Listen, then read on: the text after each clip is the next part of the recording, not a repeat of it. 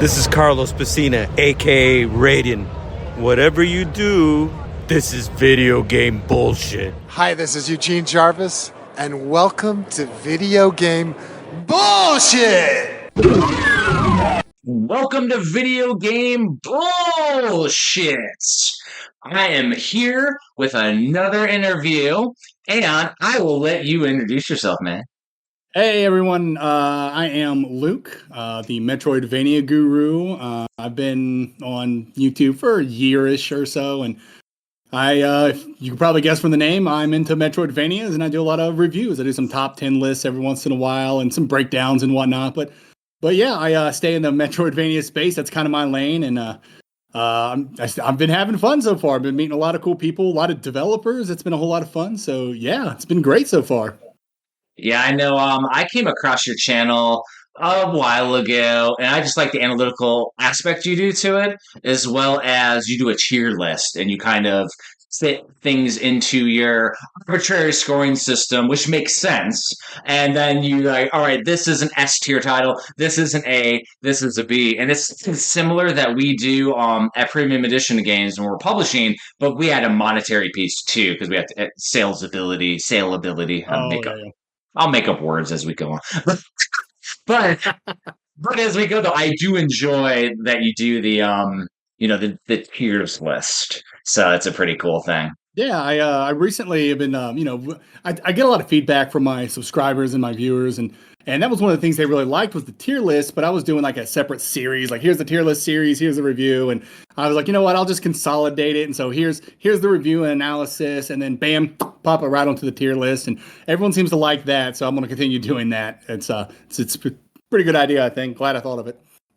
Exactly. Hey, nothing better than getting feedback, and how the interview and the episode will go. We'll do a little bit of the who's who's. So I got some questions here, and then we'll jump into a fun game called Metroidvania or Not a Metroidvania, where I'm going to pull up some indie Metroidvania games, and we're going to see if you consider it a Metroidvania, where I categorized it based on either the developer's description or the internet's description. I have it in there. And I think we talked during the pre-show. I think it was like, I have over 300 games on my deck right now, ready to go for Metroidvania, since, I am doing the book series on the Metroidvanias. So, and Luke is doing an article in phase 2 of the Metroidvania Chronicles, which is awesome.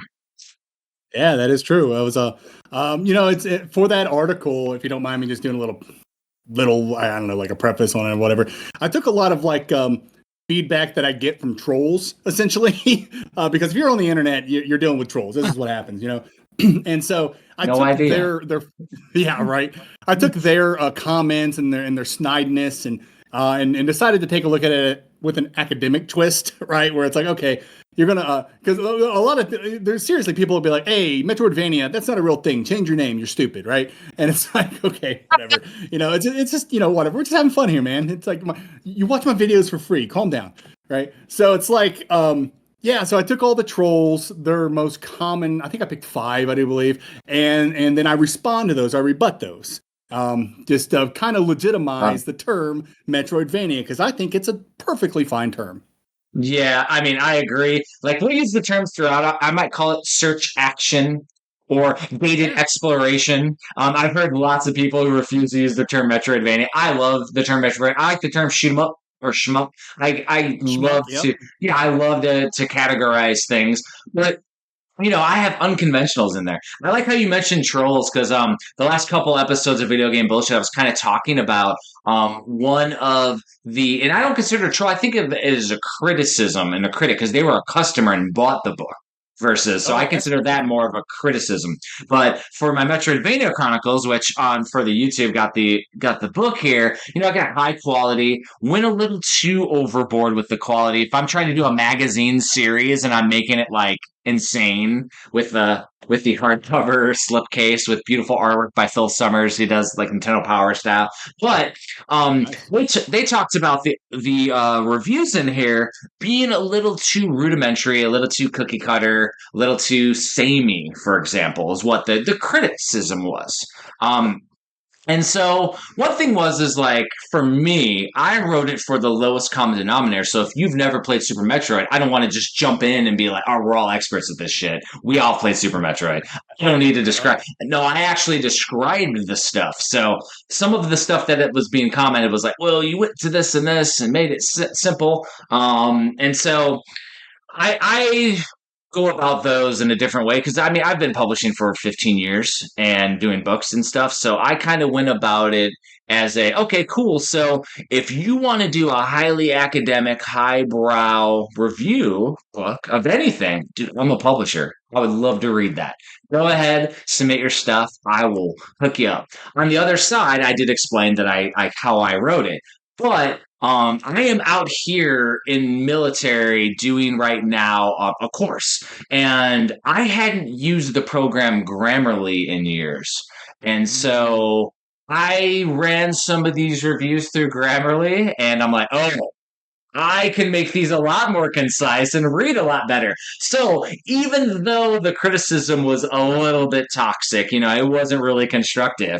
I did pull something out of it to where I am editing currently volume 2 to make it a lot more readable now. And I'm like, oh gosh, like Grammarly has found like dozens of things where I'm just writing like, the way that I write is a little non-traditional, I'll say. Now, I will say I did run your article through. I got to make sure I don't use Grammarly on yours because you used a lot of casual terms, and I don't want it to take that out. I want to keep it like that because, like, the way you're writing it like a conversation, which I feel like I want to keep it in your voice, in your tone throughout it, because, like, in the back of the books is where the articles are like people doing their actual personal stories and stuff. One did Rygar and just in issue 1. So I don't want it to lose your style, and especially if you're trolling the trolls. I want to keep that going. That is awesome. But so before we get too far off the rabbit hole, because as I said, we're gonna talk and then we'll go off the rabbit hole. But like, we got to start with like questions about you and your personal journey and your channel. So my question is, what initially drew you to the Metroidvania genre, and how did that interest evolve into creating a dedicated YouTube channel to Metroidvanias? Because now we had already in the pre-show talked. You're a TurboGrafx dude. You played all the different stuff. We were talking shoot 'em ups and pinball games and stuff too. So yeah. How did you get honed in and focused on Metroidvanias? And that's a good question. So, but I've been playing video games. I'm 39 now. I've been playing games since I was 4 or 5, right? It's been kind of a staple of my life. So I've played a lot of genres. The Metroidvania genre has always been kind of like special to me, but like when I was growing up, we didn't really have a whole lot of Metroidvanias, to be quite honest with. Not like we have now. I mean, like now it's like the indie scene is saturated with it, and I couldn't be happier, right? I love it. But I remember playing. Oh, I love it. And I remember playing, I played the original NES Metroid, and I didn't really like it, but I was like 5 or 6, so I didn't know what I was doing. Then I was in maybe junior high or something when I got into Super Metroid, and I really loved that.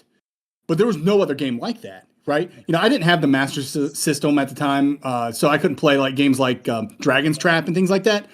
So yeah, really all I had was Super Metroid. And for the longest time, I just went on with my life, and I'm like, man, I wish there were more games like Super Metroid. That game was so cool, because I didn't know the words back then, like non-linearity and utility gating and stuff like that. Like I didn't know any of that. But I was like, man, is there another game that could ever reach that? And of course, when I hit high school, Symphony of the Night comes out. Oh man, that blew me away. Absolutely just like fell in love with that. And then from there, I've just always been just searching for Metroidvanias. And again, it wasn't until, I don't know, when I would imagine Cave Story came out. That I was in college when that came out. I was 2003, 2004-ish or something like that. That's when the indie scene really started to explode, right? And then not until Ori and stuff started to come out, and then Hollow Knight, then we just get like Metroidvanias a week on Steam. It's absolutely fantastic. And what was so funny is like to get me back into the genre, I just started playing games that were like Souls-likes because I was kind of trying to get into Souls-likes, and I did it really like Dark Souls at first. I was just like, I don't really like this. I don't know, but there's aspects of it I do like. And then one of my buddies was like, hey, maybe you should try Blasphemous. That's kind of a Souls-like. You should try that, right? And so I was like, okay. So I played Hollow Knight. It took me 4 tries to get into Hollow Knight. I hated Hollow Knight at first. No joke. I had a year break with Hollow Knight. Like I played it, and again, like for some reason, if the biomes are too complex or if the story is too complex, like if you have like Game of Thrones style freaking terminology, which Hollow Knight does have, it has a lore to it. I kind of want to get into the game first, and so I took a break. I went back though, and then obsessed, like one of my favorites. Yep. But like it took a couple times for me too, man. Right where with you. Yeah. It was nuts. But yeah, so I played Hollow Knight. I didn't really get into it that much. Like I said, it wasn't until the 4th time. But so I did Hollow Knight. I was like, nah. Then I did Blasphemous. Meh. Didn't like that at first either, which is crazy because I love those 2 freaking games so much. But then I started playing Death's Gambit Afterlife, which is a Souls-like. I love that game. There are people that will fight me because I have that in the S tier.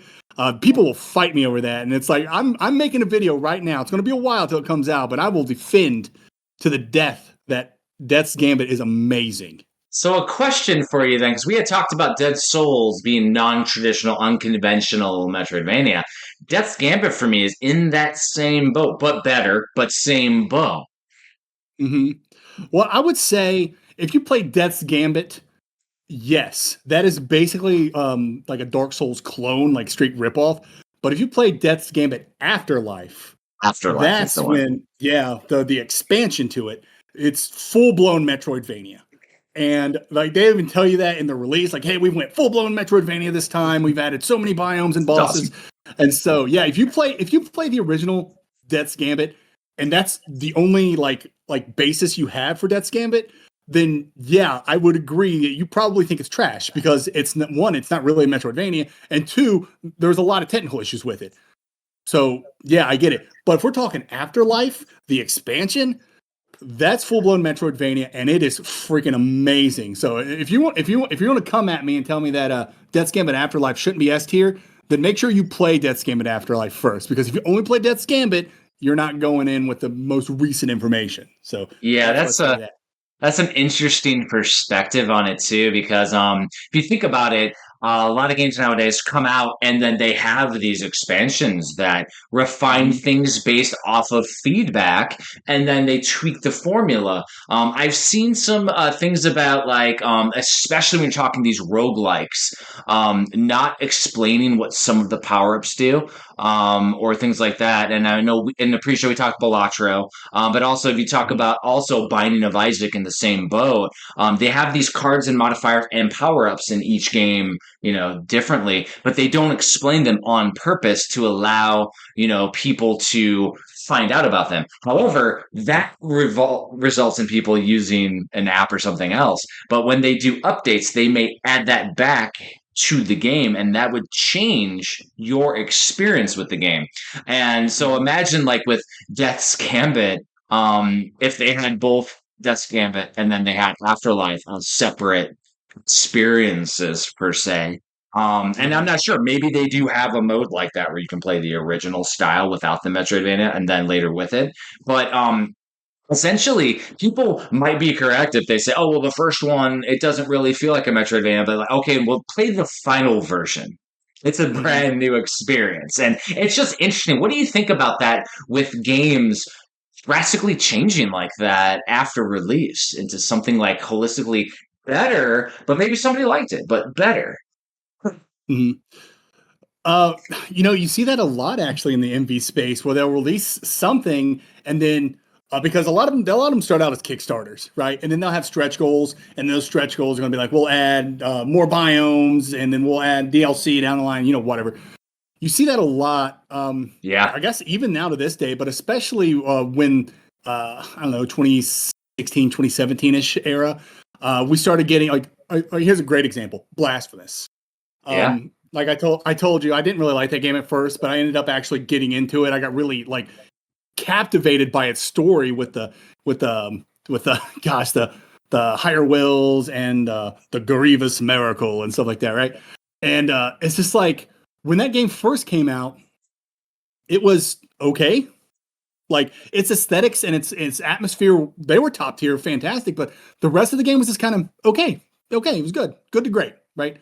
Then they released the second DLC with the Amanecitas, which gave it like its really cool new game plus. Yeah. That was really awesome. And I was like, okay, this is cool. This is cool. Then they came out with the Wounds of Eventide, which was the last DLC for Blasphemous, which then kind of linked it to the sequel. And that Wounds of Eventide, it like no joke. If I had to give you like Blasphemous before Wounds of Eventide, I would give it like a high B, low A tier. Okay. With Wounds of Eventide, it is now my top S tier game. Nice. Just Nice. the top. And I have a video on it if anyone's interested. But really, what it is about Blasphemous that's interesting is that if you play it on its critical path, it's not a Metroidvania at all. It's a Souls-like. Like you don't. There's no ability gating, nothing at all. Just from nuts to bolts, critical path. You do not need to get any abilities. It is not a Metroidvania. But if you search and you explore and you find these abilities and do these side quests, these extracurricular stuff, it becomes a Metroidvania for the true ending. Because there's 3 endings total, right? And so like that blows my mind to deconstruct a Metroidvania in such a way where it's not even a Metroidvania until you actually do the Metroidvania shit. Yeah. When you actually start exploring and doing the Metroidvania shit, that it doesn't, you don't have to do that. You don't have to do it. But if you choose to engage the game like that, it becomes a Metroidvania. You start unlocking abilities, you start finding secrets and unlocking a bunch of stuff. It's crazy. And that's why I was like, dude, this is an S tier. Like, no other game. It blows my mind. So, like, before Wounds of Eventide, high B, low A. But man, that it has like it hides its Metroidvania-ness from you. Like, I don't see a Metroidvania fan not falling in love with that. Like you have to peel back the layers in order to find the Metroidvania. And there it is. You know, that's why we like games that are like Metroid Brainias, right? Like Animal Well, the Outer Wild, Animal, yeah. Those Metroid we like those because of those layers. And Blasphemous like does it, but like no one really talks about it. You know, and I don't know why, but yeah, if you go in that critical path, not a Metroidvania at all. But you got to search for that Metroidvania. I am glad you mentioned Tunic too, because it's 3D, and a lot of people don't consider 3D games to be Metroidvanias. And the thing is, I just recently played and finally beat Tunic, and I absolutely would not have been able to do it without the internet. That was some of those obtuse puzzles. Like, there's no freaking way, man. Like back in the day, like me, even video game bullshit like a season ago, I would 100%, I play the shit blind on Bullshit Homework because we do Bullshit Homework because all homework's bullshit, and we would play a game. I would play that shit blind and be miserable. But no, I've changed the ways since I started moving. I changed the ways and played and beat a bunch of games on my backlog. Tunic was one of them. It was so fun to do. Oh, dude, So Tunic's fun. amazing. Yeah, and you know, if you're going to be talking about like 3D Metroidvanias, I don't see why a Metroidvania can't be 3D. That doesn't make any sense to me. There's nothing. Even if you were to be as pedantic as possible, and you look at the hardcore definition on Wikipedia or whatever, right? Nowhere on it does it say it needs to be 2D. You know, the closest you would have to be is platformer, and most platformers are 2D, but I mean, there are definitely 3D platformers out there, you know? I mean, case in point, there's a game called Pseudo Regalia. If you've played that, it's like $5. And that's like Super Mario 64 if it were a Metroidvania. It's outstanding. It's 3D, and I don't see how anyone could argue it's not a Metroidvania. It's just like it's open, non-linear. It's so fantastic. That one is absolutely on the list for me to play. I have it. I haven't played it, but it pops up and I see the pictures and I'm like, I don't know if that's a Metroidvania. I'm glad to hear that it absolutely is because the 100%. The internet will skew us. No, it's an interesting piece too because a lot of games could fit in that Metroidvania piece. Because I actually have a customer backer, Kickstarter backer, ask about 3D Metroidvanias yesterday, actually. And he said, because I always ask when people compliment online, they'll shoot me something. Oh, I love the book. Like, hey, so what are your pros? What would you like me to add? And he said, I would love for you to add modern 3D style Metroidvania section.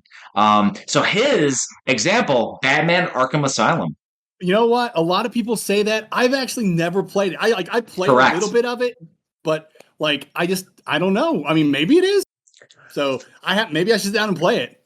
Well, I kind of feel like of any of the 3D action-based games, like that game absolutely has a map. I haven't really played them more than the 15, 20 minutes of fame, because that's what I'll do is I'll get a new gameplay for 15 and then want to get back to it for years. That's the backlog madness. But yeah, I think I have the one of the latest ones too on my, because I have a Steam Deck and a Legion Go for the more powerful games. I have it on there right now, and I was playing a little bit. That one though has giant open world aspects, whereas Arkham Asylum doesn't. So I feel like that kind of changes it up, because if you have a giant open world, think about Breath of the Wild style, Spider-Man style, that's what you have in the latest Batman one. But Arkham Asylum, you're in Arkham Asylum, shit's locked, you don't have the abilities to get to it, you can't get to it, you can't see, it's literally gated. So I would say it's pretty damn close. It's pretty damn close. I mean, yeah, I mean, anyone could make that argument, I guess. I haven't played it. Maybe I could, but yeah, I mean, I don't see why not. Just because it's 3D shouldn't. Yeah, and that was Dominic's recommendation when he left me the comment. And I was like, that's interesting. I was like, I'm going to bring that up today, because he literally just said it yesterday. I'm like, that's a good question. And that isn't going to be part of the Metroidvania or not, because I haven't put 3D. Yeah. Well, I typically categorize those as 3D action games, usually. So, I mean, because then you're talking, Banjo-Kazooie, Banjo-Tooie is going to be a Metroidvania. Yeah. Yeah, it's really muddy. Yes. I try not to get too much into the mud, because really when I go to like a Metroidvania, I try to just go for the feeling, to be honest with you. Like, and I look at like Metroidvania as a spectrum, right? Yeah, yeah, so you got your for instance, like the Night Witch. If you play the Night Witch, it's it's so hard to explain. It is a shooter. It's a shmup with exploration, but it's also like a deck builder. So it's really weird. And one of the major things to be a Metroidvania is that it needs to be, according to the hardcore definition, a platformer, right? Because Metroidvania is a subgenre of platformer, and the Night Witch is not a platformer. You fly everywhere you go. But I would not say that's not a Metroidvania. It feels like a Metroidvania. It plays like a Metroidvania. The spirit of it is a Metroidvania. So I call it a Metroidvania. You know what I mean? There was an indie game I played on deck, and it was like it's a Metroidvania, absolutely, because there was gate exploration, but you don't jump, you kind of shoot to keep yourself in the air. And it wasn't run, jump, shoot, or whatever that game is, Atomic Run, Jump, Shoot, or whatever. It was a newer game. And I was playing it, like, you could literally just kind of float and, like, almost like a shoot 'em up, but you have to maintain it with a jump button. But it's like there's no real platforming. But it was a Metroidvania when I was playing it, and hopefully it pops up when we do the randomizer. That's the game. Because I enjoyed it for the 15 minutes of fame. And most of these games like Night Witch, it's on. I have it. It's on the list. I have a bad habit as a collector for buying all the things that I want to play, and then I just have a giant backlog of things. And it just grows and grows and grows. Yep. I mean, because it's... You know... Yeah, go ahead. Yeah, I feel like I didn't finish my question. We just kind of went off on tangents, which is perfectly fine. And we're not getting busted. We call it going down the bullshit river, brother. We're going down bullshit river. Man, yeah, it's fun. But I did want to kind of finish up like why I decided to become the Metroidvania Guru, right? And so just to kind of plug it in on that one. When I started playing these Souls-like Metroid, these Soulsvanias, if you will, that was when I was like, man, I'm kind of hooked now. And so I started just focusing on Metroidvanias, and I just fell in love again with the genre. And the reason I want to finish it off is because this is kind of funny, is that I started writing up these like really long comments, and I would send them to my friends that I like. There's a text group that we have, and I would send them to my friends, and I'm talking like pages worth of comments on these Metroidvanias. And my friends were like, dude, shut the fuck up. They were so sick and tired of me sending them these long ass things of Metroidvanias. Like, we don't give a shit about it, dude. We don't care. You know, I have one buddy who does, but even then he was just like, dude, what are you doing, man? Get out of the group text with this shit. And it's like, okay, that's fair. And I was like, but you know what? I still got shit to say. You know what I mean? And so I was like, you know what? I'm going to just start a channel, see what happens. because I am very passionate about it. My friends will attest. They told me to shut the fuck up. They're like, we don't want to hear this shit. You know what I mean? And so that's what I did. I didn't shut the fuck up. I made a channel, but yeah, I decided to leave them alone and just start putting stuff into video format, which is something I've always been interested in doing. And lo and behold, I became the Metroidvania Guru just because my friends were like, you got to talk about this somewhere else, dude. We're done. It's awesome though. No, I mean the thing is it ebbs and flows, right? And if you're doing something you enjoy and you're passionate about, you'll keep it going and have fun with it. And Mm-hmm. and now you found friends online that will listen to you tirade on for long times on pontificate about games. That's right. And that's all I really want, right? If I want to talk to them about other stuff, I will. We're still really good friends. I talk to them every single day. But now I'm not boring them with my Metroidvania stuff. I am entertaining, hopefully, people who are interested in it now. So that's like-minded people that are interested. That's the key. You found like-minded. You've honed it into people because like your friends like games and like certain stuff. They may not be into the Metroidvania genre, whereas you found people that are into Metroidvanias. That's right. So, something that's interesting is like you were talking, the evolution of Metroidvanias as you got into them. Now certain games on NES, besides for Metroid, I mean, you have Castlevania 2 Simon's Quest. It's 100% a Metroidvania. It's obtuse shit, programmed, not that great. However, in video game bullshit, we had done the redacted hack of that game, and it makes it a true Metroidvania. And it's so good. So the thing is that in my, chronicles, I'm putting retro games before the boom of the genre.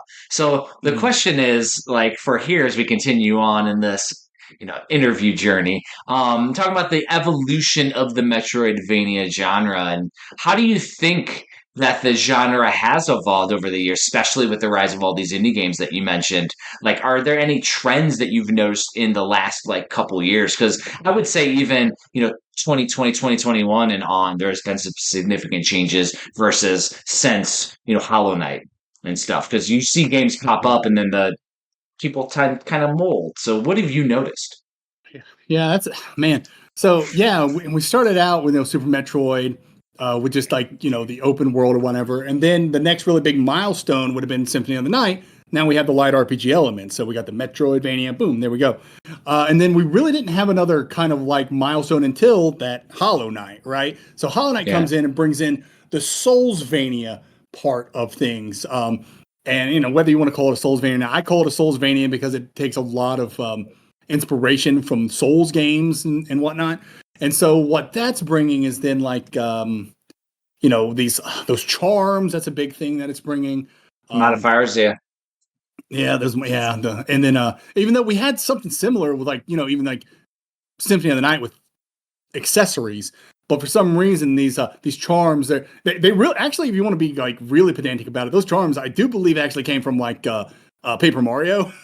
Yes, they did. They called them badges. Yes, they did. We took the badge system and then we put it in a Hollow Knight, right? But what's really interesting is like Hollow Knight, I do believe was in early access, and when we're going first to market, I don't know if you consider early access first to market, but we have a first to market complete game that uses these kind of like accessories, badges, whatnot.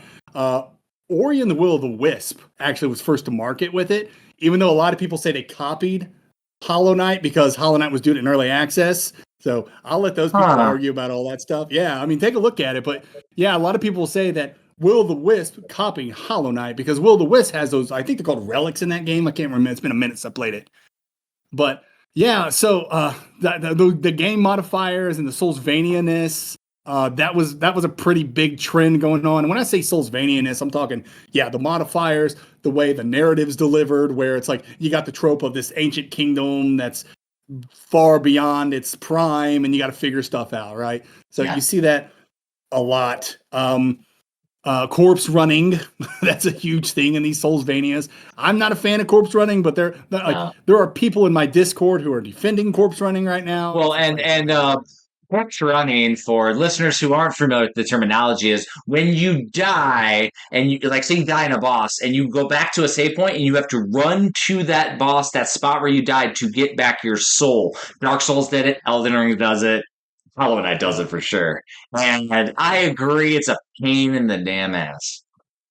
I hate it. I think it discourages exploration, in my opinion, because it's like if I like that's the big thing with the Metroidvania is I'm going to explore and I'm going to find a place and I'm going to get my ass kicked, and that's my cue to be like I shouldn't be there, so I'm going to go this way. But if I want to get all my stuff back, I have to run all the way back, get it, and then move on, right? And it's just I don't know, it's just not my favorite thing to do. So, as for trends now with Metroidvanias. Well, I mean, and I would say though, as you're, gathering that thought piece, is that even a game now that comes out as a traditional Metroidvania, it kind of, because it doesn't have a gimmick, almost gets lowered in its tier value, because there's been some excellent games that have come out and they're either too short because they don't have the modifiers or the corpse running or the Souls-like aspects, the roguelike aspects. Like, I'm thinking of games like Time Spinner or games like Cathedral, which, I've published Cathedral. They're standard traditional Metroidvanias, and they have a little bit of backward exploration, but they don't have that roguelike gimmick to it to add replayability. It's just a full experience. And I feel like when developers do that now, it's almost like, oh, well, that's just a normal Metroidvania. I don't know. It's so weird when it comes to trying to merge genre. Like I brought up Night Witch earlier. That's a deck builder. It's a shoot 'em up. It's a bullet hell. It's a Metroidvania. I'm completely fine with tweaking the formula. I think we need that kind of creativity in the space, and I love it. But sometimes it can get out of hand with Night Witch, in my opinion. They've been tweaking the formula since the NES, though. You're talking Journey of Silius.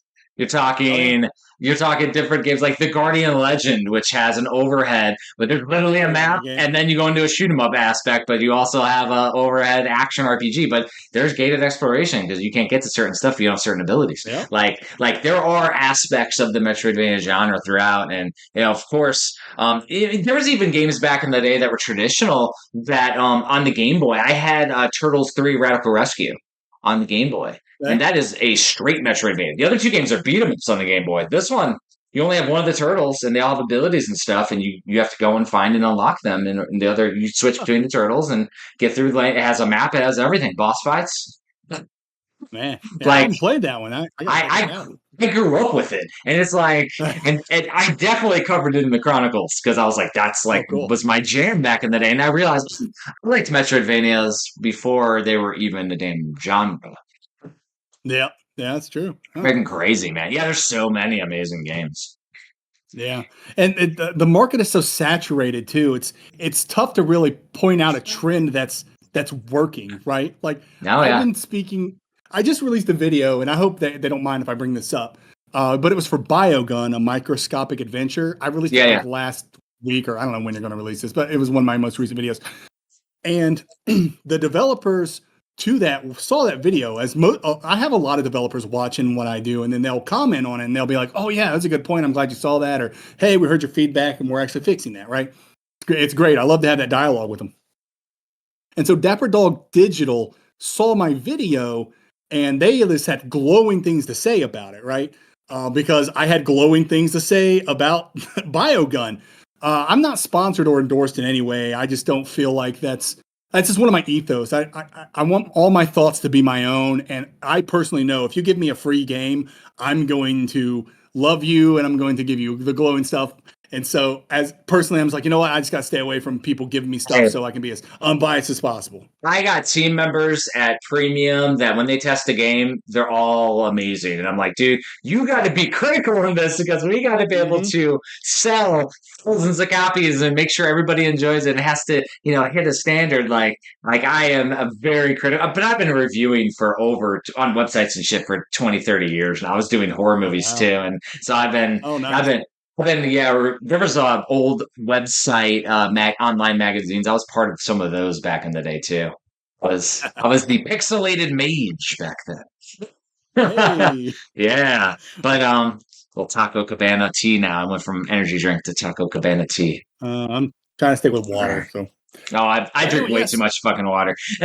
I feel I'm the opposite. So, Yeah. but yeah, so Dapper Dog Digital, they left a really nice comment on my video for them, because essentially the market's so oversaturated, it's tough to be seen, Yes.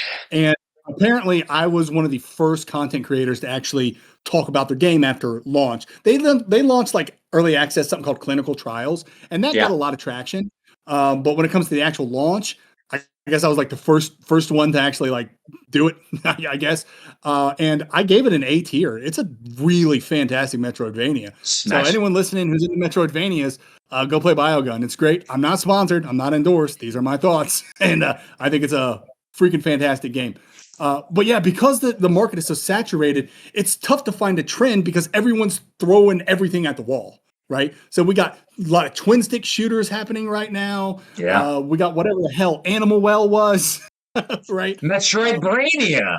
Yeah, it's a Metroidvania, and just it's weird. It's so much weird stuff, and so many things.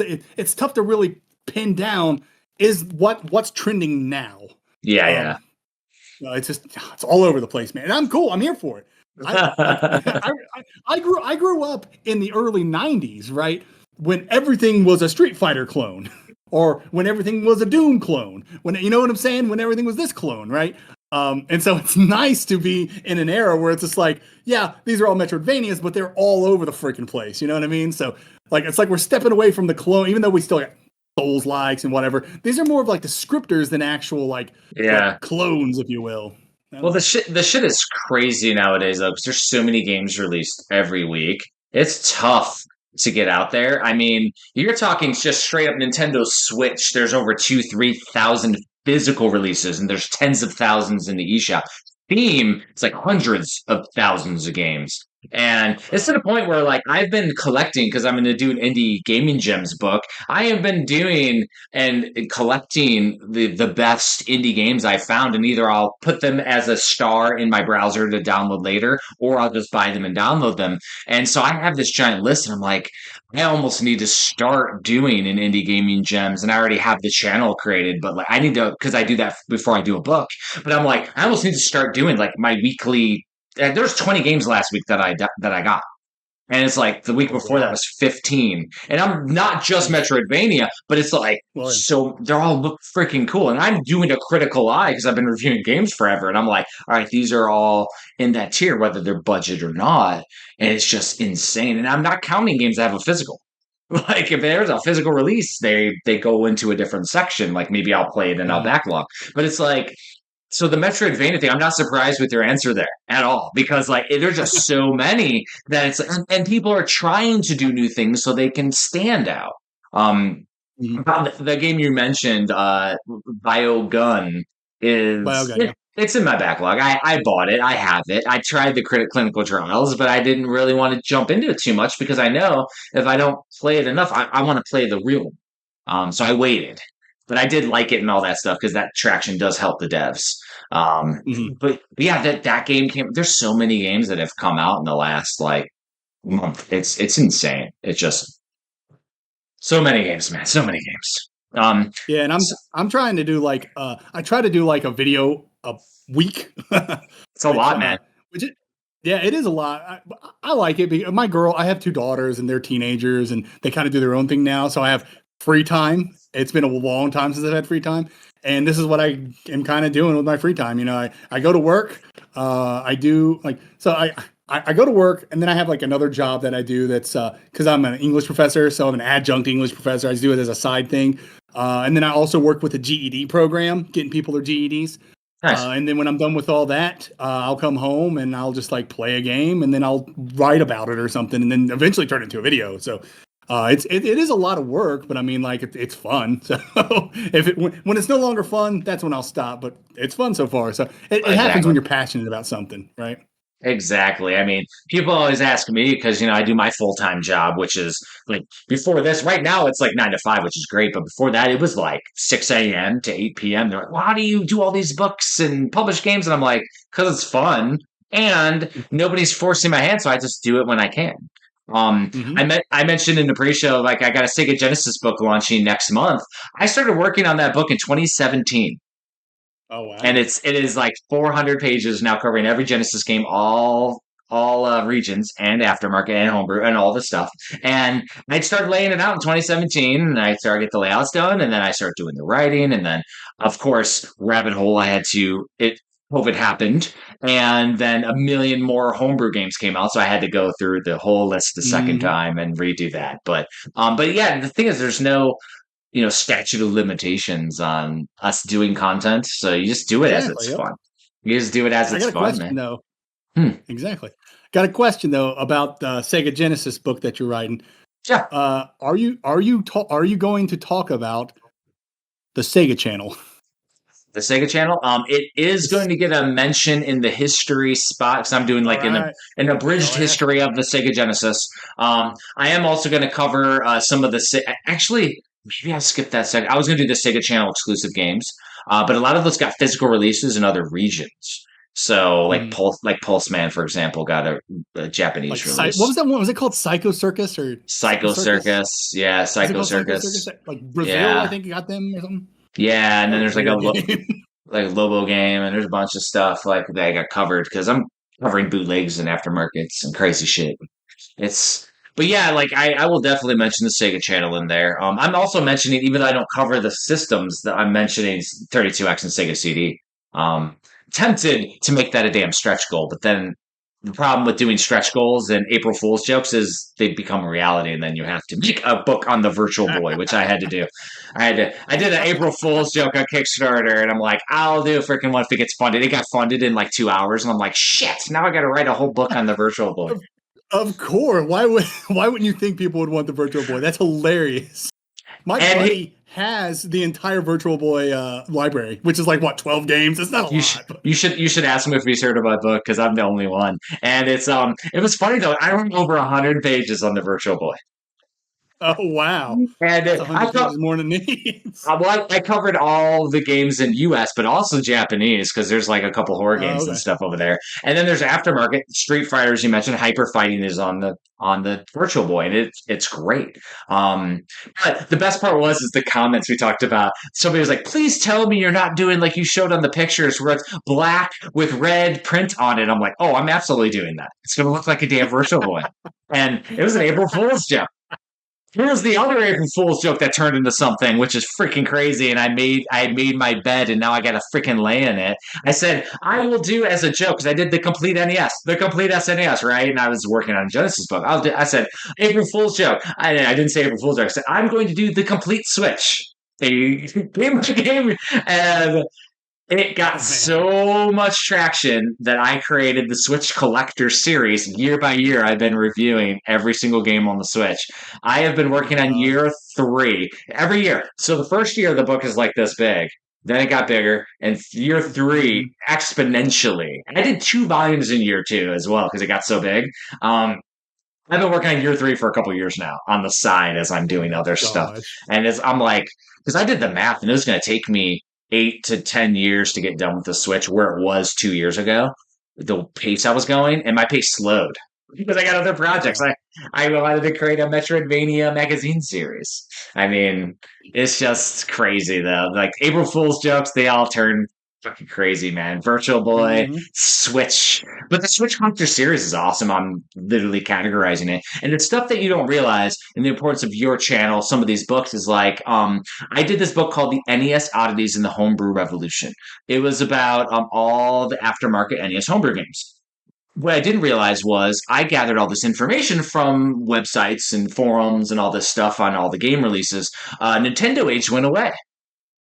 Uh, And so when Nintendo Age went away, all of those resources are gone. So my book is the only way that is all historically preserved. And oh wow, that's I kind of didn't cool. I didn't think about it. I didn't even think about that until I heard it mentioned on Collector's Quest podcast. And they were like, oh, yeah, you got to check out Jeffrey Wittenhagen's book because of that. So think about as you're creating your content as well, is that you are also preserving. Because, like, say you've covered a Metroidvania game and then they made all these changes. Well, now your comments, your review is actually of its initial state or the state it was when you reviewed it. And then when they upgrade it, you could do a follow up or whatever and talk about it. But you're preserving like the historical aspects of that too, which is kind of cool. Yeah, and you'll probably be interested in this too. But when Turbo Kid came out, which is a fantastic Metroidvania, and another one in which one of the developers actually reached out to me. Yeah, I see your face. Another one of the developers reached out to me and was like, "Hey, everything you said about the game, like." You're like, wow, we appreciate that, right? And they really liked that I love the narrative to the game because I think it has like one of the best narratives in a Metroidvania because like this is like the direct sequel to the movie, right? Yeah. So we got like some legit writers on this, and they did a great job. And one of the things I want to do, going back to the preserving how it originally was versus what it is now, right? I want to do that with Turbo Kid with something like Metroidvania Revisit or something like that. I don't know if that's probably what I'll call it because I'm so original. But when I first played Turbo Kid, revamped. There you go, something. So, but yeah, I first played it, and now they've released an update with more stuff. And it's funny because if you go back to my original review, I noticed this stuff, and I was like, "What the crap do you do with this stuff?" And then they released all the relics and all the crazy shit. Yeah. Yeah, like the glyphs and things. Obelisks. And now they released it. Yeah. Now there's something more there, and it's like, okay, now I got to pop the game back in and take a look at it, and then I would like to do like a kind of like a revisit, like, hey, you can see my original review, and here's a shorter one because I just want to talk about the new stuff, right? So spoilers, it's good, spoiler ridden, I imagine, but yeah, that's something that I like to do, especially with Turbo Kids. And then Prince of Persia is doing one too, so I'll probably do it with Prince of Persia as well. Like I forget something about masks, I can't remember, but yeah, I think that's really cool to be like, here's my original review, and here it is revisited with the new stuff. And I wish I would have done that with Blasphemous, but I didn't start my channel until Blasphemous was completely done. So yeah, Turbo Kid will probably be the first one I do that with. Nice. What grade did you give Turbo Kid back in the initial Turbo Kid? The initial Turbo Kid, I gave it a mid to high B. I do. Okay. Believe. Excellent. Yeah. Yeah. Yep. And I would imagine, depending on what this revamp is or whatnot, it could knock it up, because that happens like again with Blasphemous. That was like a low B, high A.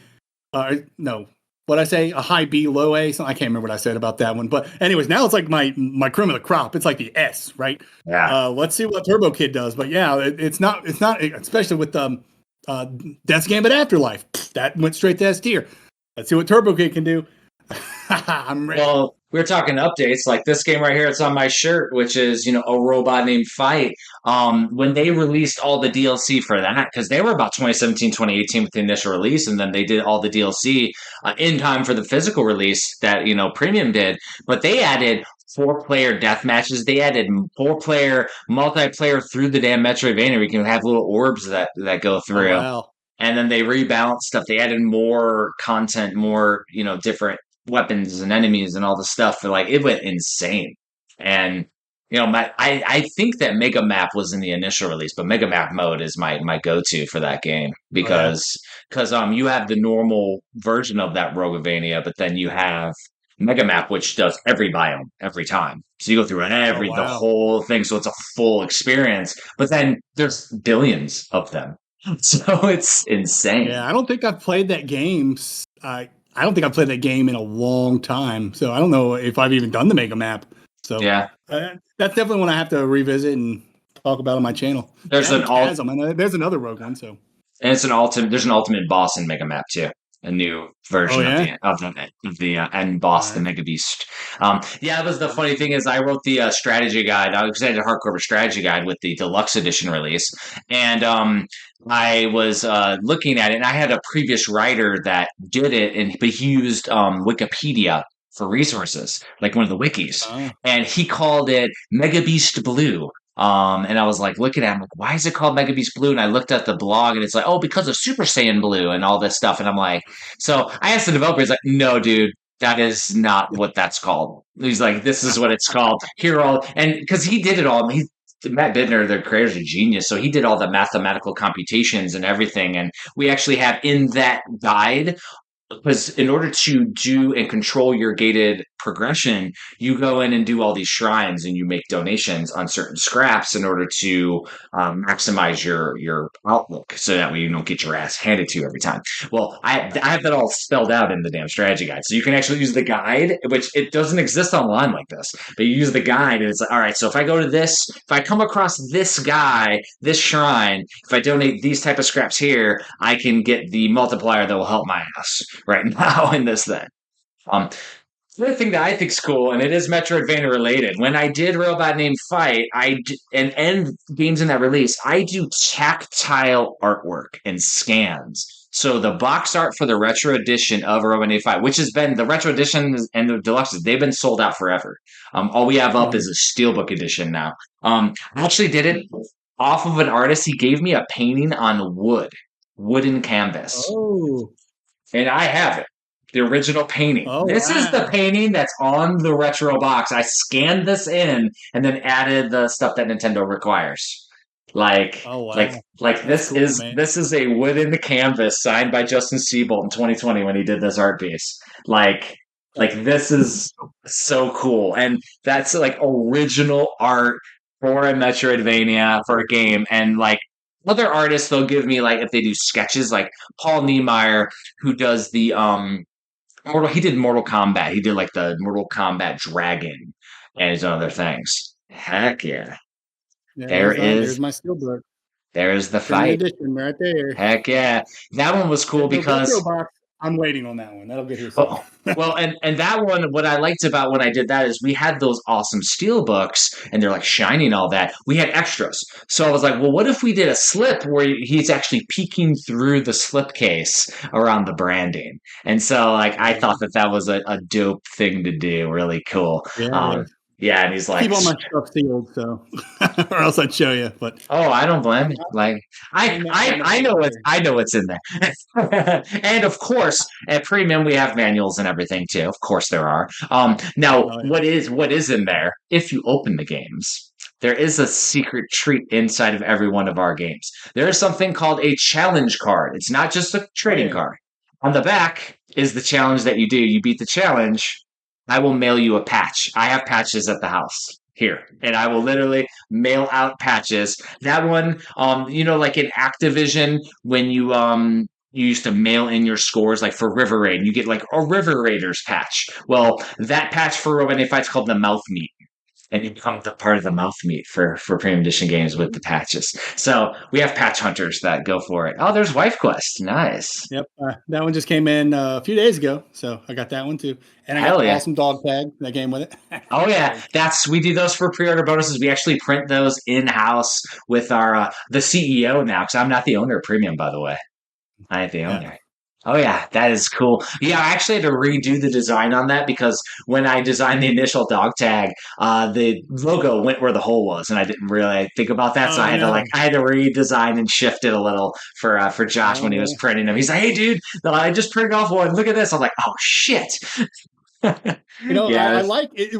What's really cool, and you can correct me if I'm wrong, but this dog tag seems to be an original piece of art. I don't think that's in the game at all. It is not. Yeah, it's funny, and just a little spoilers for people who watch my channel, because I just got my retro, Wife Quest here. I'm going to be doing a review on Wife Quest, and so I just beat it last night. Nice. And I did not see this at all, so that's original piece of artwork, and it's super funny. I like it. So. It's some of the stuff in that retro edition too is like there's like a crazy ass. It's like a husband abduction guide in there or something. It's something ridiculous. Did a couple mini guides.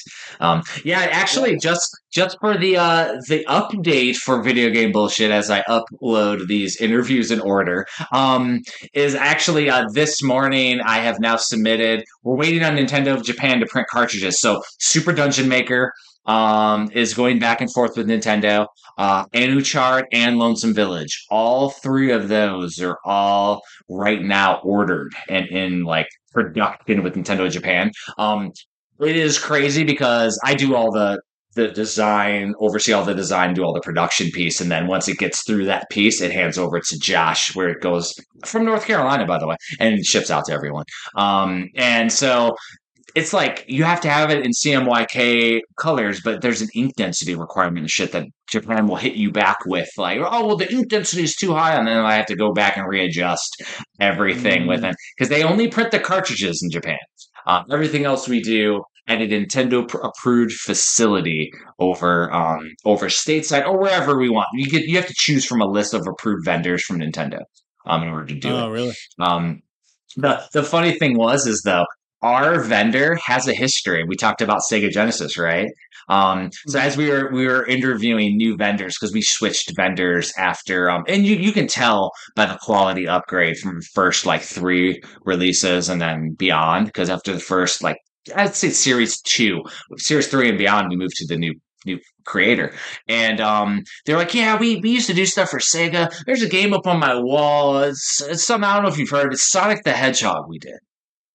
I'm like, so they did every Genesis game. I mean, the thing is, this production facility does all DVDs and Blu-rays for the US. So it's like they're huge. We're small potatoes, but they're like, we like working with the small guys. That's what they said, because then as you grow, you want to keep working with us for our business. My thing is, as I go for years, though, I like to talk to a person, and I can do that. If I have to go through a damn email or a chat thing, I despise that. I want to go through and call a dude on the phone and be like, hey man, this needs to happen with this and this. Like, that's how we do everything. So, but we gotta talk about you, man. We're talking about too much about premium yeah. But yeah, so updates for premium though. Stuff is being produced so we can ship out freaking Super Dungeon Maker.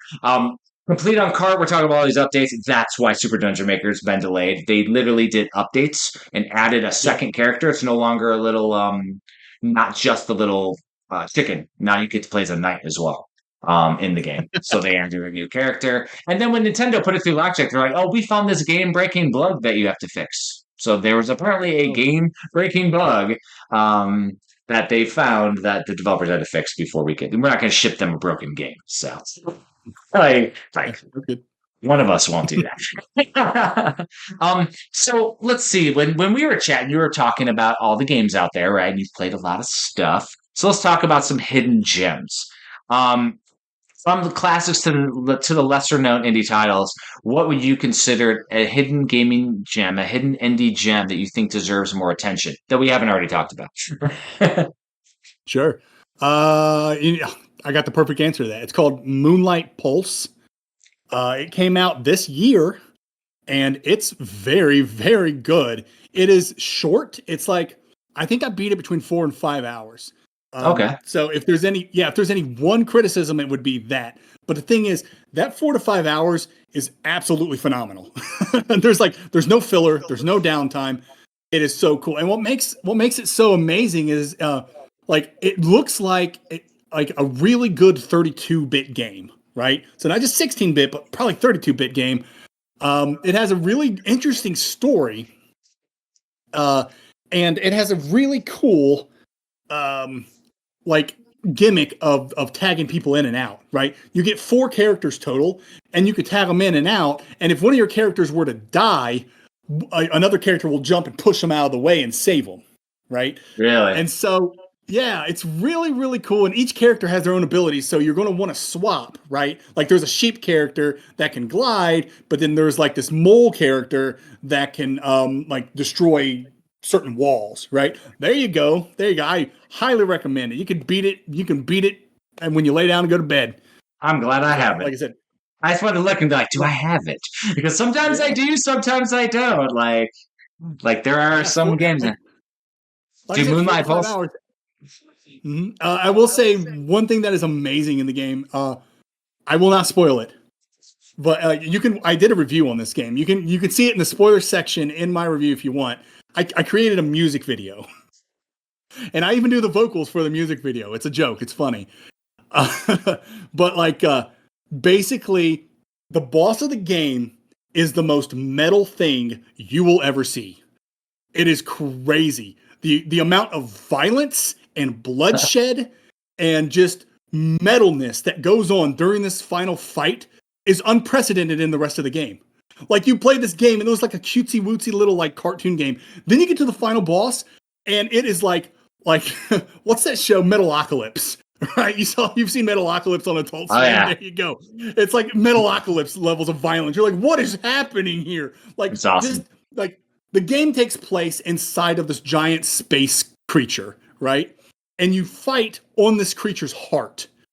And before the fight starts, the boss of the game like creates like these gushing blood walls to keep you inside the arena to fight. Damn. And that's just the beginning. I don't want to spoil the rest of it, but you'll play it and be like, what in the shit is happening? That's awesome. It's really cool. So yeah, if you haven't played Moonlight Pulse, please play that game. Like I said, 4 to 5 hours, you'll get through it real quick, and it's legit good as well. So. That's awesome. Dude, have you another hidden gem, and actually it was a bullshit homework a while ago, which was on our randomizer. Have you played Midnight Castle Succubus? If I say yes, does that put me on some sort of FBI watch list? It does. No. They have a safe for work version, by the way, so you didn't have to play the derelict version.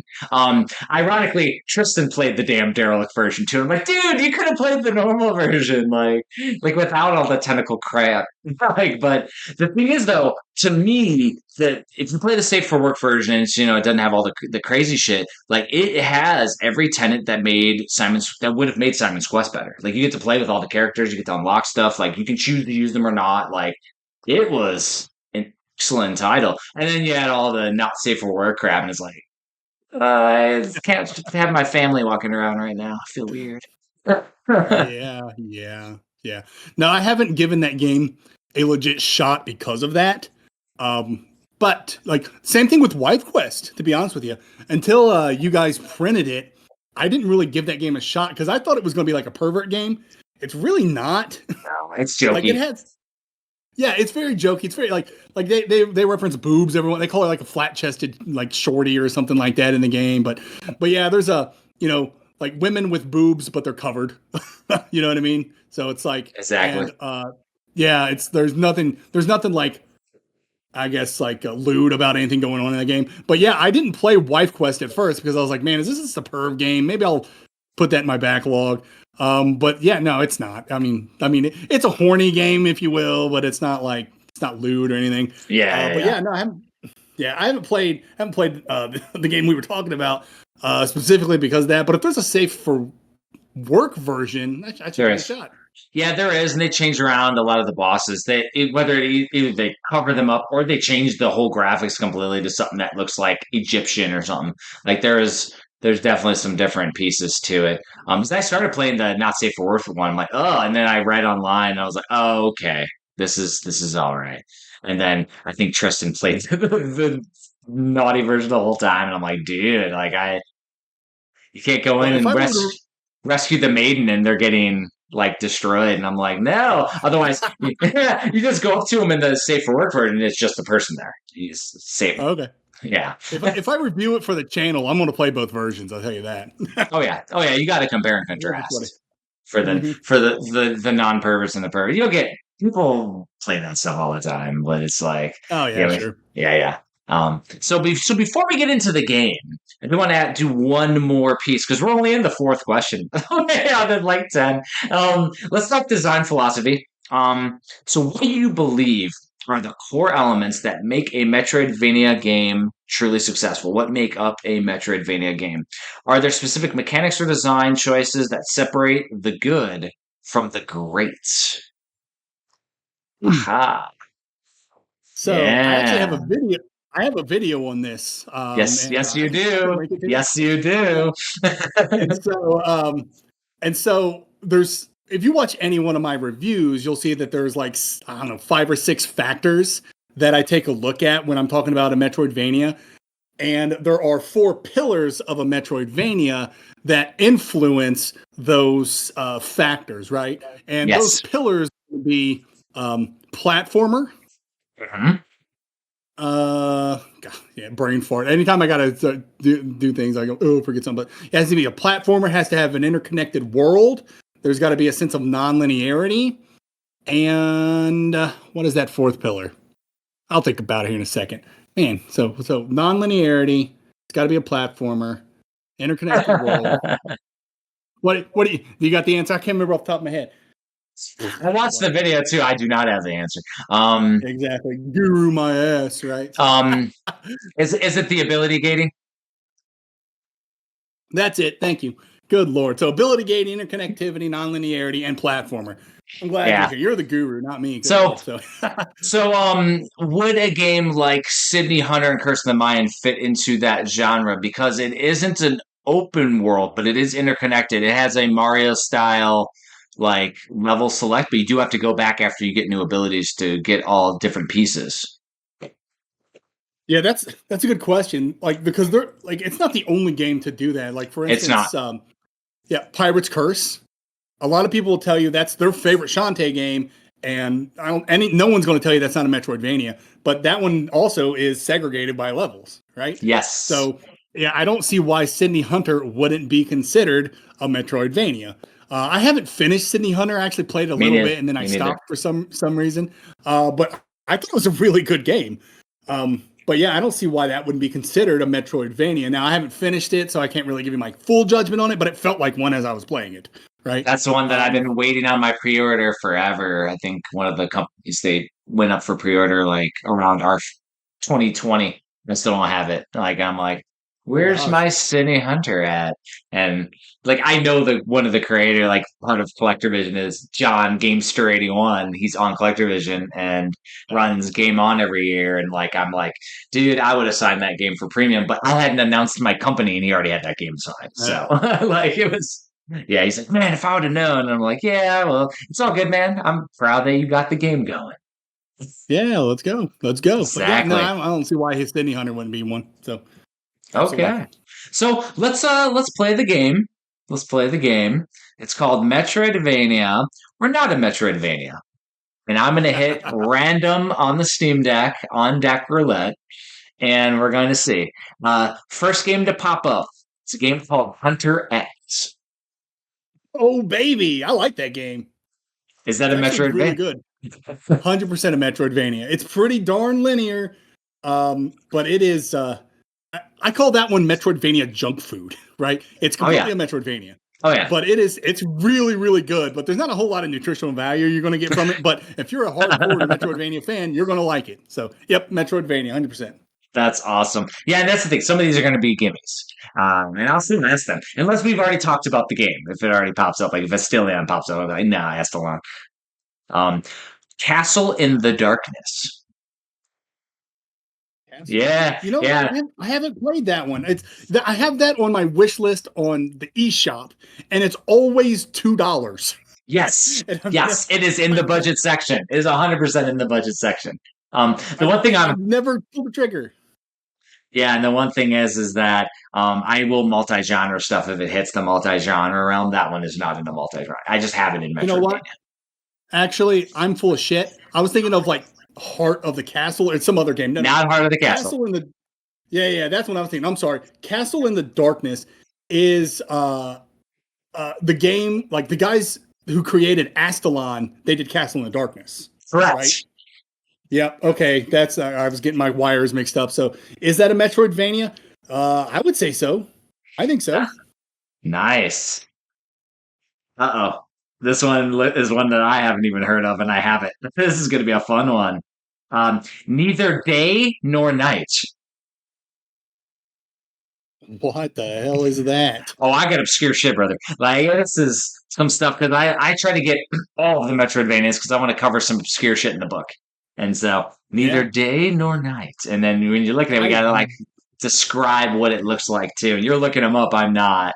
So, this makes it fun. You're the guest. I'm looking them up. It looks like an elephant impaling someone in like a forest. That's awesome. What? Oh wow! Here's this like big looking bug monster. Ooh! Oh my gosh! Yeah, that game looks brutal. Mm-hmm. And that is really cool. It's about 1.5 gigs too, so it's not actually installed on my deck right now. It might be one that I'll install on my Lenovo, because anything over a gig I try to keep on the big PC, because I can put it on a big screen and everything instead of playing it portable. And it has the Metroidvania tag? It does. It does. And it's either that or I looked it up online and found more information on it. Like, you know what I mean? Like, it's one of those things where, like, the normal tag may not have it, but, like, it might just be a different piece. It's a challenging precision platformer, is what it says in the details. So that's the question. Yeah, I see that. Just from what you see, do you consider it a Metroidvania, or is it more just an action game? I don't even really see a lot of platforming. It seems like what I'm looking at looks like it's like a straight line in everything I see. That's awesome. If I had to make a guess, I would say probably not a platformer. Not a Sorry, Metroidvania. Metroidvania. Yeah, Probably not a Metroidvania. So exactly. Good. check it out though. They may not all be Metroidvanias. That's the other thing, because like I will categorize this stuff quickly as I'm getting and doing all the games, and that one might have been one that I got off of like a Humble Bundle set or something too, because a lot of those do happen. Here's one: Crypt Stalker. Crypt. What was it? What was it again? Crypt Stalker. Crypt Stalker. I've never heard that one either. Oh yeah. Crypt Stalker. I know Crypt Custodian's coming out. That looks cool. Crypt Custodian. Yeah, that's from the guys who made, like, it's just a brother team. They made Sheepo, then they made Islets, and now they're Crypt Stalkers. And both of those are subtle Metroidvania tenants. So yeah, Crypt Stalker looks awesome. It looks amazing. Like, it does look real. Is it out? I think so. I have it. It looks cool. I can play it right now. I don't. Yeah, and like looks like the main character is a redhead, and I like that. Oh yeah, my wife's a redhead, by the way. Just throwing that out there. So. Nice. So yeah. People are saying it's a Metroidvania, so I don't see why not. Man, I'm gonna call it Metroidvania. Yeah, because if you're looking at like imagery and stuff, like it has an 8-bit aesthetic, NES style. There's bosses, there's action.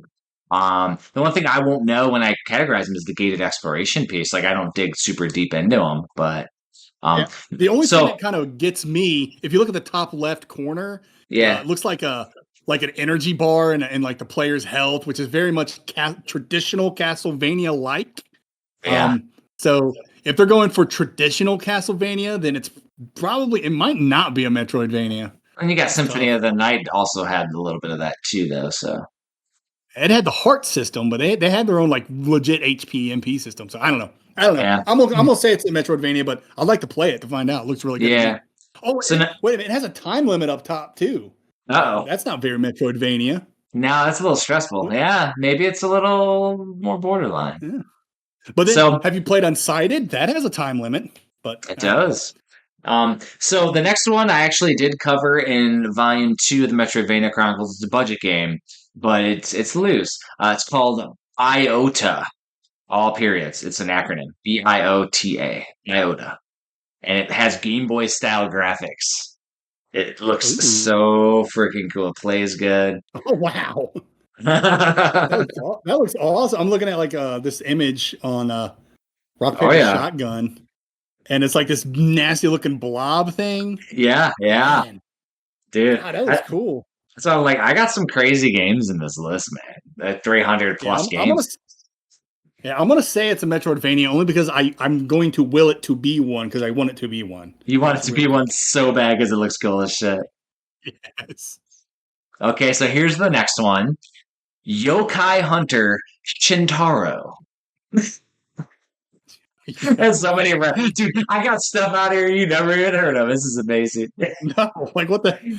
So I'm writing a book on indie gaming gems. Like there are so many games out there that we haven't heard of. Like we're into the genre, and it's like, yeah. It looks badass. It has a stage select. Yes, it does. So does Sydney Hunter. Yeah, that's. I don't know. It looks badass. Like really good. Yeah, I'm going to say it's a Metroidvania because I want it to be. yeah, because like you have the stage select pieces. The graphics remind me of like a 16 to 32-bit, and then the main Mhm. character has that the rice hat on, which is also like the dungeon series.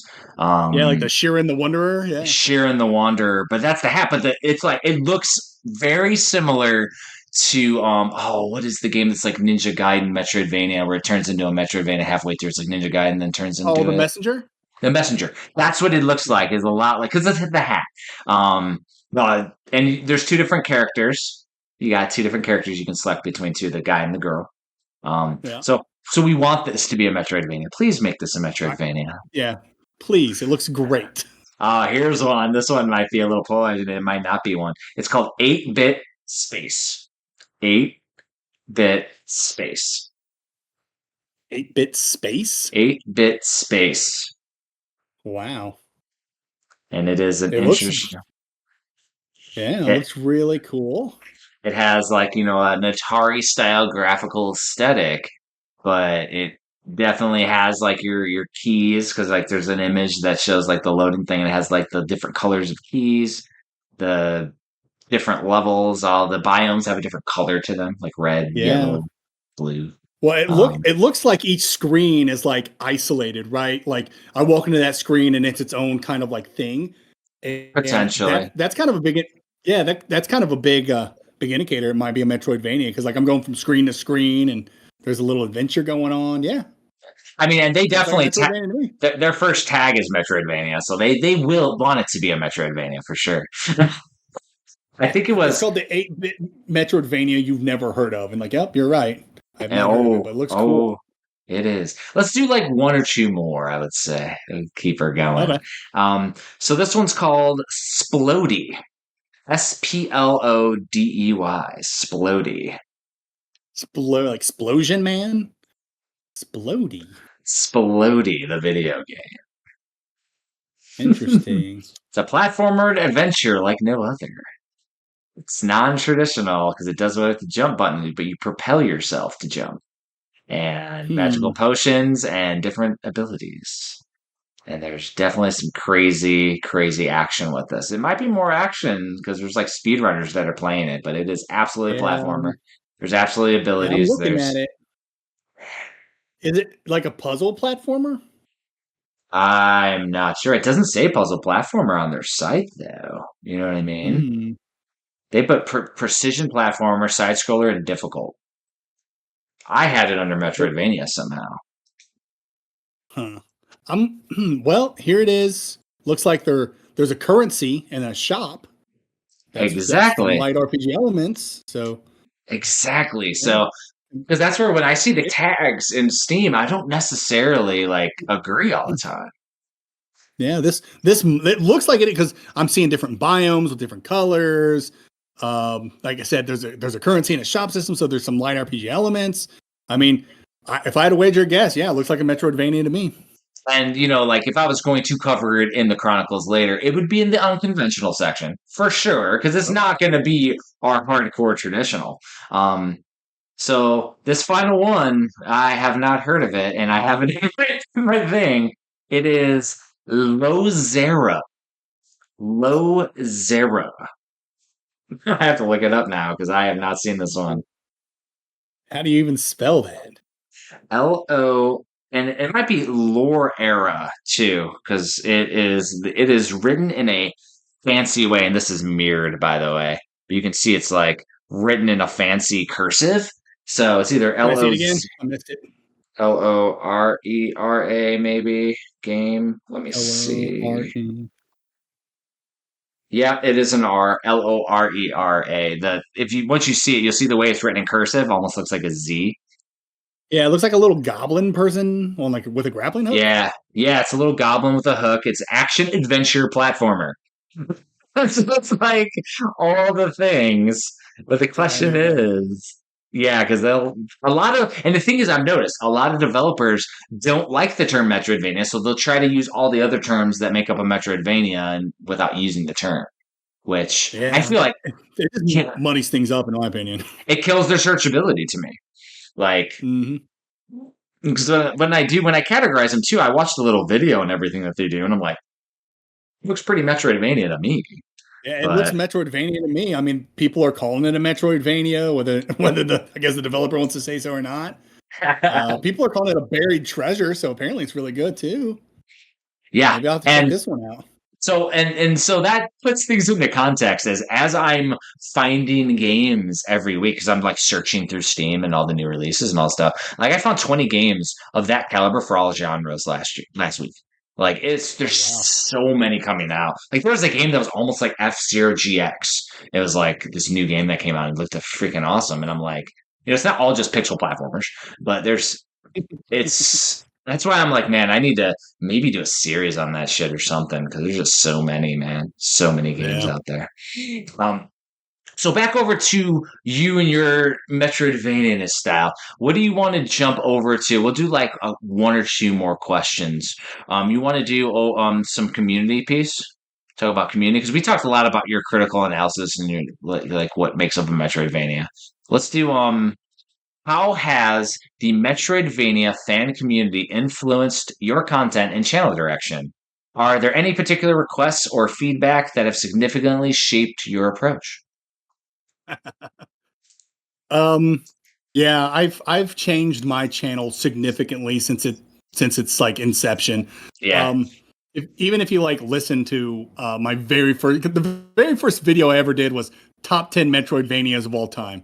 Because I was like, I might as well just jump into this. Let's go. If I were to remake that video, it'd be completely different. But I just wanted to get it out there, right? And people seem to like that video, but then they hated all the memes I would use because I would like throw in a bunch of memes and stuff, and was trying to be funny. And people were like, "Stop!" Like, not so much that I just wasn't being funny. It was just like that's not what we're here for. We're here Yeah. to actually hear what you have to say about this Metroidvania and stuff like that. And so like I kind of took that to heart. I was like, okay, I don't have to try to make you laugh. Maybe I can with some like wry humor here and there, but these people are really hungry to hear about Metroidvanias, right? So I don't have to put on like a goofy act or anything like that. I can just talk straight to people, and that's what they want, right? It's kind of cool because like one, it makes editing easier, so I don't have to edit all this stuff in, and two, it's giving the people what they want. You know what I Yeah. mean? So I do some goofy stuff in the beginning, and people seem to like my cold opens. I take I'll play a Metroidvania, and if something silly happens in the Metroidvania, I'll throw it at the very beginning of the review. It's like usually 20 to 30 seconds. It's a joke. Like the last one I did for Biogun. When you save your game in Biogun, your pig takes a shower and you see him scrubbing his back. And so Yeah. I just like Yeah. zoomed in on this pig that was taking a shower, and then I did that quote from what is it? The Office, where it's like it's called hentai and it's hot, just that stupid little throwaway joke. But people seem to love that kind of crap, and so after that, it's just me, just kind of like just talking straight about the game every once Drilling in a while. down. Like, yeah, if the game is goofy, then maybe I'll do something goofy. But like, yeah, I just kind of keep it toned down, and people seem to like that. So that's that. I listen to my community the best I can and try to give them what they want. Someone actually outlined, and I loved it. They actually outlined everything that I did based off of feedback because he was like, "I'm so grateful that you do this stuff." Like, I used to do these lower thirds, but they would like cover up half the damn screen, and so I shrunk them and put them like in the top left corner, so now people can see things more. Because when I first started creating these videos, I made them with the idea that you're just listening to them. You're probably not watching them because that's what I do when when I throw something on YouTube. A lot of times I'm just listening as opposed to like truly watching it. But some people are watching stuff. I take a look at my analytics and they'll throw it up on the TV. They'll just like, and so any description I have is going to be missed. So I got to make sure I put that on the screen for people to see too. Like, so I just got to listen and then implement, right? And so that's been what I've been doing. It seems to be going successful, I suppose. Yeah, I mean, I watch all the YouTube channels and watch them, but I do watch everything at 1.5 speed. So keep that in mind for people Ooh. some people watch it at 2, but I watch it at 1.5 as I'm going through because again, backlogs. Like I have backlogs of videos. I need to, like I haven't caught up on some of your latest ones either, and like they're going to pop up, and like a lot of times I'll go and when I work out in the morning, like if I'm doing just cardio instead of going outside and running, I go outside and running. I'm listening to podcasts at 1.5 speed. Mhm. But when I'm on like a bike or something, doing a assault bike or something, I'll have it up right there and I'll be watching like critical reviews. Like your tier ones are great to watch while I'm working out too, because then I can hear all the crazy shit. And then every once in a while, because I have to look down and make sure my heart rate's going right and all that shit. But yes, keep that in mind as people do watch a lot of YouTube on 1.5 speed too. Um, Okay. I even do that when I'm hearing music and stuff now, and I can like scale it back in my brain. I don't know how that works, but I can. Like it's crazy, man. But yeah, no, it's good that you're taking the feedback though from everyone and like kind of just dialing it in a little. It's awesome. So the final question, because I had to skip over a few because we're at almost at 2 hours, including the pre-show, which the whole thing we're gonna dial it in a little. But this is a podcast. Podcast can be whatever. Um, Yeah, whatever. so legacy and impact. What impact do you hope that your channel has on the Metroidvania genre and its community? Do you want to be remembered for anything in particular within the gaming world? Man, I got a few answers for this one. So, Let's get deep. Let's get I would deep. Let's say, get deep. well, number one is I want to be the authority on Metroidvanias. It's a lofty goal, but you got to have something out there. And so when someone's like, "Hey, is this Metroidvania good or not?" They come to me, they come to my channel, and they go, "Okay, this is what the Metroidvania Guru says, and this is how we put it on the tier list." And this is what I tell everyone about the tier list. Just because a game is high or low on the tier list isn't indicative of it being a great video game. And this is the analogy I always use. I always use that, spaghetti is a good food, but it is a bad sandwich, right? So you can be a good video game, but you can be a bad Metroidvania. It can happen. Maybe this didn't do what was right. And so that's what I try to do with that tier list. That tier list isn't this game is like 100% great. It could be this game is just like it hits those Metroidvania aspects really, really well. And Yeah. you'll see that it does correlate. The better the game, typically the better they hit those correlations and the attributes. That's good for Metroidvania. I'm trying to think of something like, for example, Metroid Dread, right? That is an excellent game. You can call that a 9 out of 10 or a 10 out of 10 easy. That the presentation, everything about that's great. As a Metroidvania, I have it as a mid to low B. I just don't think it's a very good Metroidvania. Of course, that's my opinion, but I back that up in like a bunch of different videos or whatnot because people call me the Dread hater. I'm not. I love the game. I have the collector's version right over there.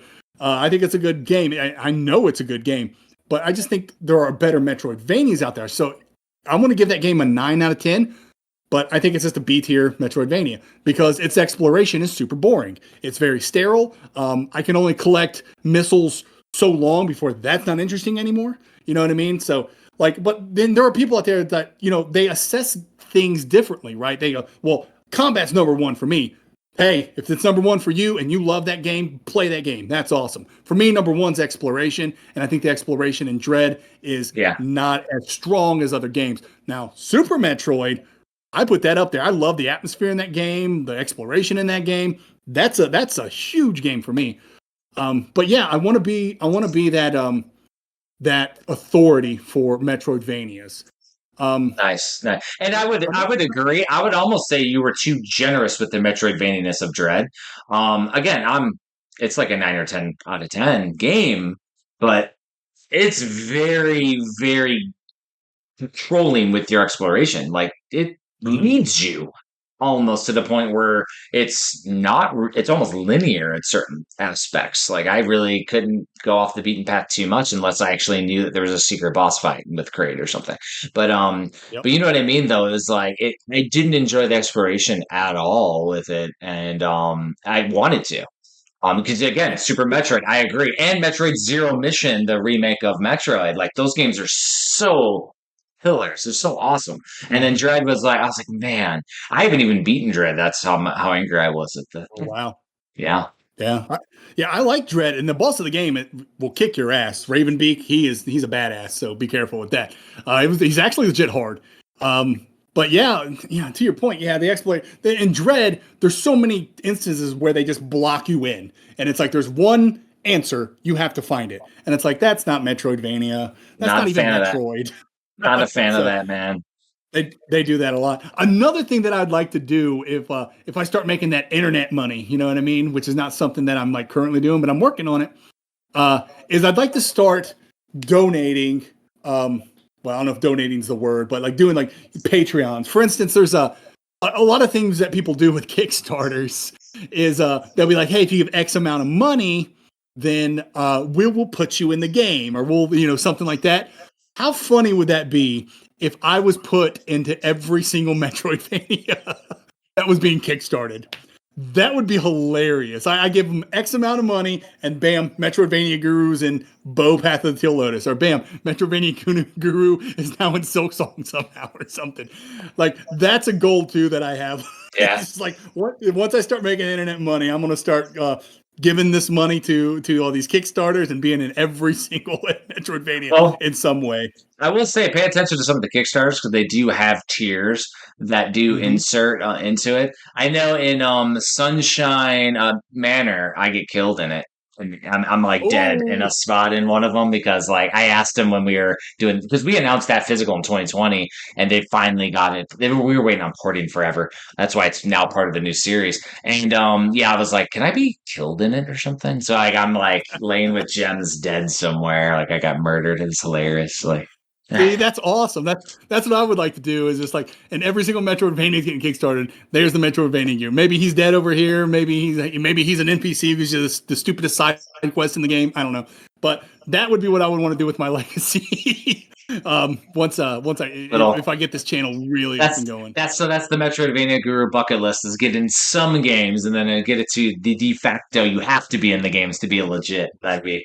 The seal of approval. Because a lot of Metroidvanias, they also do the whole, we'll make a section for it and we got your little your poster. So they have like little pictures of all the backers or something for the higher tier backers. I've seen that. You get your names in it. Yeah, I didn't realize when I was that with Turbo Kid, when I beat it, I was like, oh, my fucking name's in there. That's like an idea. Like I was looking through, I'm like, did I back this? I did. I was like, holy shit, that's cool. Because I was like, I would have loved to have supported it. And I try to back and support as much stuff on Kickstarter. So a lot of those, if you just support them at the beginning, you get your name in it too, which is cool. But getting it to be an NPC, that's a bucket list too, right there. There you go, right there. Yeah, man.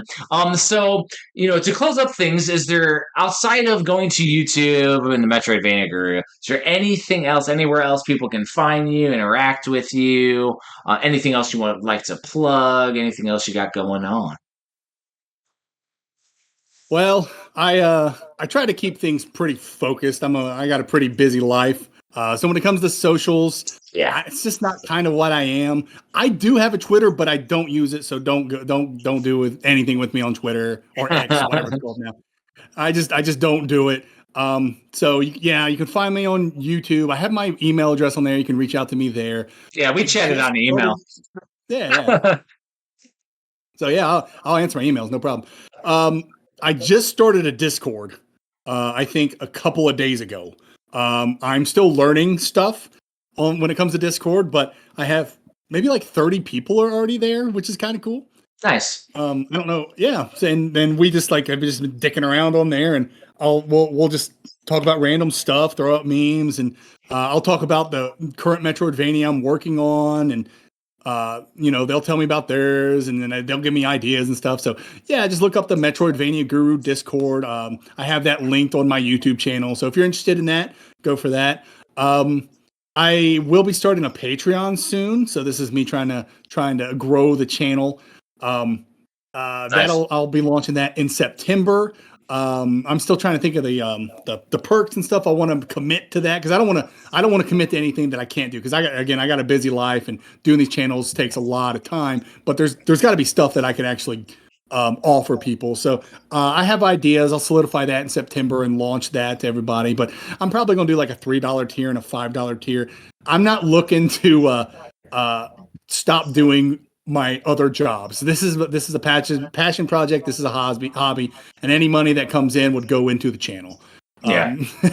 Trust me, I have plenty of other work and stuff. I'm good to go when it comes to that. But Well, if you need anything physical made, I mean, I know a person who owns a company who can help you out with physical items. With physical I'll tell you items. right now, I was talking to my wife and I was like, man, what if and I'm talking to you specifically here, what if I at one point were to take all of my reviews and tweak them up a little bit and put it into a book format that's like a coffee table book or something. And I was like, man, if only I knew somebody who published books for a living. I don't know who you're talking about that might publish books here. Yeah, this is my normal size books, by the way. The Metroidvania are the small magazines. Man, that's a bit small. Yeah. And then you got these smaller ones. This was an episode of Video Game Bullshit showing the Nest Dev competition that we did. We covered every Nest Dev game, and I I paraphrased and rewrote all the reviews from the episode, and that ended up being a 100-page mini booklet that we did for Video Game Bullshit. And we just printed these in house and spiral bound them. That was a weekend project that I created. This is that fun. But yeah, no, that is absolutely one option. There's other options to make your reviews digital, and put them on something physical as well. So, for example, Video Game Bullshit, we did season 1 on a Nintendo cartridge. NES cartridge, and you could read the synopsis of every episode on your NES, and it had like little chiptune music that some creators made, and then we had a digital version with a USB that you could just get all our episodes. Wow. So imagine if you did something like that with the Metroidvania Guru, where you could do it on DVD. I mean, Slopes Game Room's done it. You could do it on DVD. We talked about knowing Chris Bucci with Turbo Views. He did DVD series. So he needed a box set at the end. But there's also digital ways, like I know how to get them onto, and it looks like a cassette tape or something. It's a USB. Oh, wow. And you could do packaging for it, and you can make it into a freaking physical release of the Metroidvania Guru and make it look like the world is your oyster when it comes to creativity. I've been publishing cool shit for freaking 10 years now, and with books and games since 2020. And I mean, I'm not even the CEO of Premium, so I just, have fun now and do a good time. I'm chief of creative, so I do creative shit. But, Yeah. But again, I like that you're doing stuff for the passion. You're having a good time with it. And you definitely got to keep that fire going, man. That's the biggest part. You're doing it for the right reasons too. It's like the love of the genre and what you are putting out. It's awesome, man. Well, thank you. I appreciate it. Yeah. So thanks for coming on, man. We're going to end this episode. And everybody, thank you for listening. We will see you next time.